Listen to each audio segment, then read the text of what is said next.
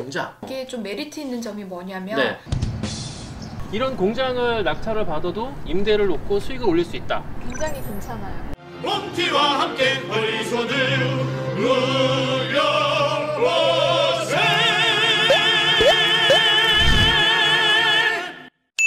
안녕하세요, 홍티 인사드리겠습니다. 오늘은 이제 경매 소개하는 여자 네 번째 편이 됐네요. 벌써 공장. 일반 사람들 공장 그러면 막 기계가 돌아가고 기계가 지나가면 사람들이 막 레일인가요? 뭔가 있어 앞에서 막 뭐 이렇게 작업하고 그런 공장이 맞죠? 네. 이 공장 경매를 특별하게 이 홍티 경매 소개하려고 하는 이유와 목적이 있나요, 근데? 유튜브에 보시면 제일 많이 다루고 있는 내용이 뭐 아파트, 빌라, 네, 오피스텔 보통 그런 부류의 물건들만 많이 다루더라고요. 공장 같은 경우에는 실수요자가 좀 많이 있기는 하세요. 그쵸. 근데 10% 정도는 월 수익을 받기 위해서 참여하시는 분들도 있습니다. 공장을 받아서 임대를 놓고 수익을 보기 위해서? 네, 이게 좀 메리트 있는 점이 뭐냐면 네. 아파트, 빌라 이런 것들은 보통 2년 계약에 거주를 하신 다음에 나가시잖아요. 그쵸, 나갈 수도 있고. 근데 이런 공장 같은 경우에는 큰 기계가 있기 때문에 한 번 들어가면 이사 맞아요. 가는 게 만만치 않죠, 비용이. 그래서 한 번 입주한 업체가 월세를 뭐 잘 내고 계시면 5년 이상은 쭉 간다고 보시면 돼요. 아파트 빌라보다는 수익성의 기간 연장, 그러니까 안전하게 오래 가는 거에 대해서 좋네요. 네, 맞습니다. 그리고 아파트, 빌라 이런 것들은 투자 목적으로 접근하시는 분들이 굉장히 많아요. 맞아요. 그래서 금액대가 너무 싸게는 또 받기 힘든데 공장은 실수요자들이 정말 좀 저렴한 금액에 네. 받아가시기 때문에 그렇게 경쟁이 또 치열하지 않다는 장점이 있습니다. 저가에 경쟁 없이 받아서 수익을 올릴 수 있는 장점이 있다. 오늘 소개할 공장은 화성에 있는 이제 수원지방법원의 2019 타경의 25027. 용도는 공장이고 감정가가 14억 5,300만 원에서 이제 한 번 유찰돼서 10억이네요. 화성에 있는데 이 인근이 공장이 많죠. 네, 맞습니다. 예, 제가 공장을 소개한 적이 한 번도 없어요. 그래서 공장에 대해서 한번 간략하게 브리핑을 해주면서 시작을 하도록 하죠. 공장은 일단 일반인들이 혼자 뭐 처음에 접근하시기는 조금 어려운 물건이세요. 맞아요. 그래서 제가 일단은 간단하게 어떤 내용들을 보시면 좋다라고 말씀을 드릴 테니까 네. 그것만 일단 참고를 하시고 네. 정말 마음에 드는 공장이 있다라고 하시면 전문가의 좀 도움을 받으시면 좋기는 해요. 전문가 여기 있잖아. 그렇죠. 예, 공장에 생각이 있는 분은 우리 경매 소개하는 네. 여자에게로 연락을 주시면 되겠죠. 네네. 네. 또 제가 공장 또 전문으로 하고 있으니까요. 뭐 공장 뭐 수십 개 이상 하셨죠?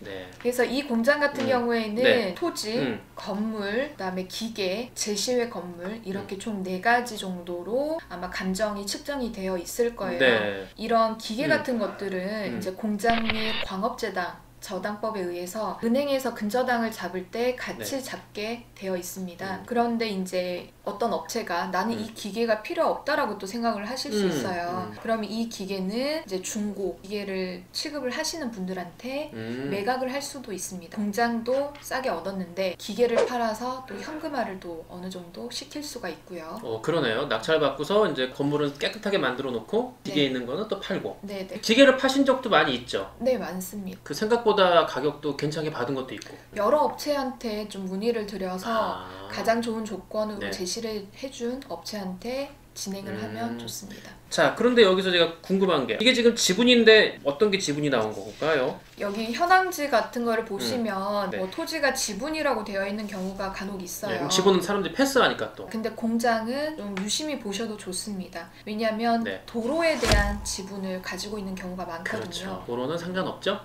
근데 이 국유지인 도로에서 이 공장까지 진입할 때 여러 도로들을 이제 타고 가겠죠. 그 지분들을 다 가지고 있는지 여부는 좀 확인이 필요합니다. 혹시 나중에 지분이 있더라도 공장 진입이 안 될 수도 있으니까. 네네. 일단은 뭐 이것도 저희가 이론적으로 뭐 여기서 설명을 다 드릴 수는 없는 거고 현장에 가서 보면은 이제 설명을 좀 샅샅이 해주시면 좋을 것 같아요. 네. 자, 여러분들 이제 공장이 좀 생소하신데 영상을 보시면은 공장 조사도 이렇게 하는 것이고 경매하는 경소녀께서 설명해 주실 거니까 잘 보시면 될 것 같아요. 자, 현장으로 가죠.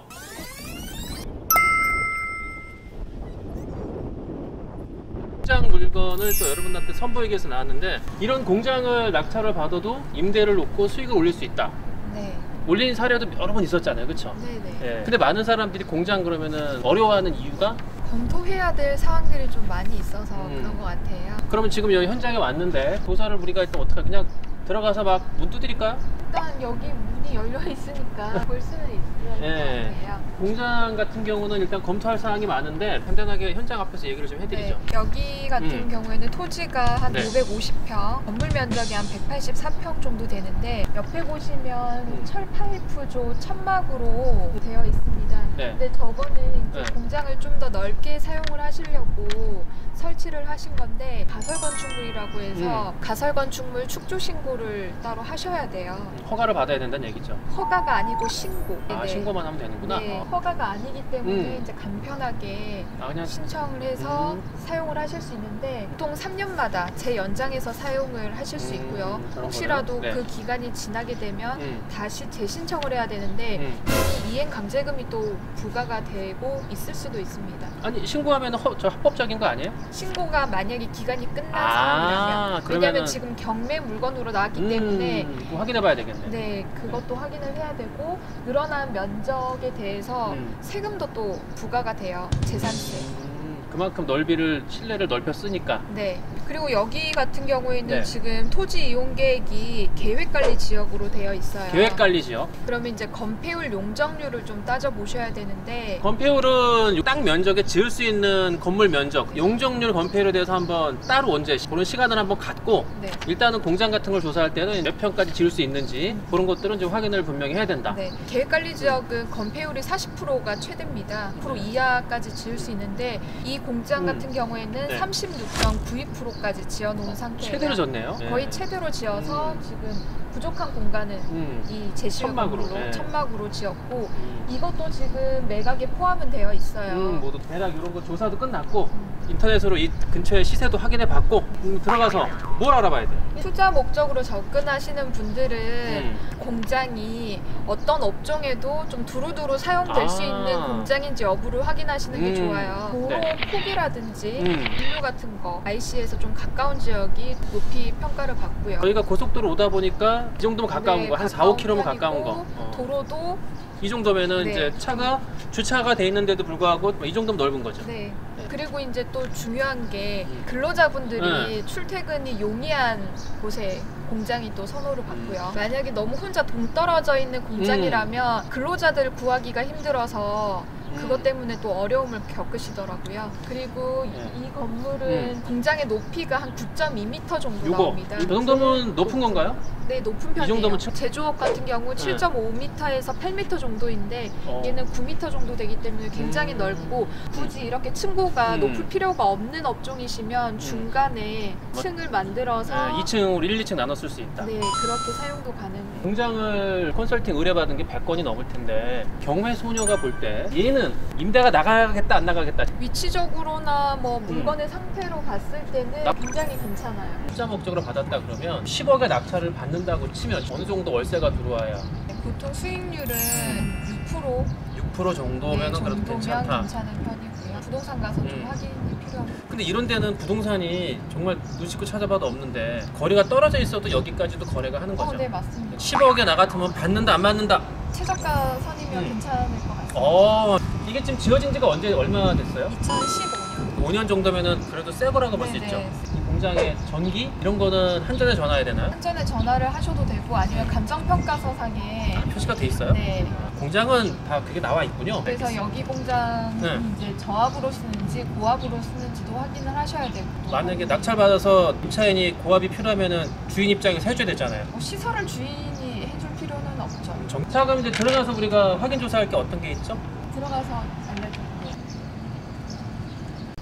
소리가 나는데? 안에 공장이 지금 운영이 되고 있어요. 들어가서 물어봐야죠? 여기는 지금 소유자가 인데 임차인이 있는 걸로 확인이 되거든요. 일단 임차인 좀 만나볼까요? 여기요.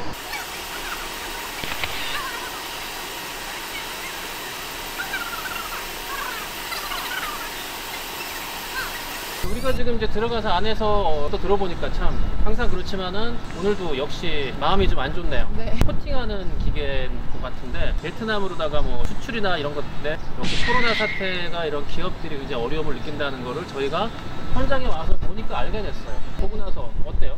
공장에는 기계가 같이 이제 저당이 잡혀서 같이 나오는데 아까 보신 그 기계도 포함돼서 진행을 합니다. 그런데 이거는 낙찰받은 사람들이 아마 필요는 없을 거예요. 고철 처리를 하셔야 되는데 기계 감정이 한 2억 4천 정도 아까 잡혀요. 본 이거는 이제 떼기도 쉽지는 않아요. 떼는데도 비용이 어마어마하게 좀 듭니다. 이런 공장을 진행을 하실 때는 대출 관계도 좀 확인을 하셔야 되는데 기계가 감정이 많이 잡혀 있으면 대출 가능한 금액에서 제해지는 경우도 있어요. 그렇죠. 10억 감정가 떨어진 것도 그중에 기계도 있으니까. 네.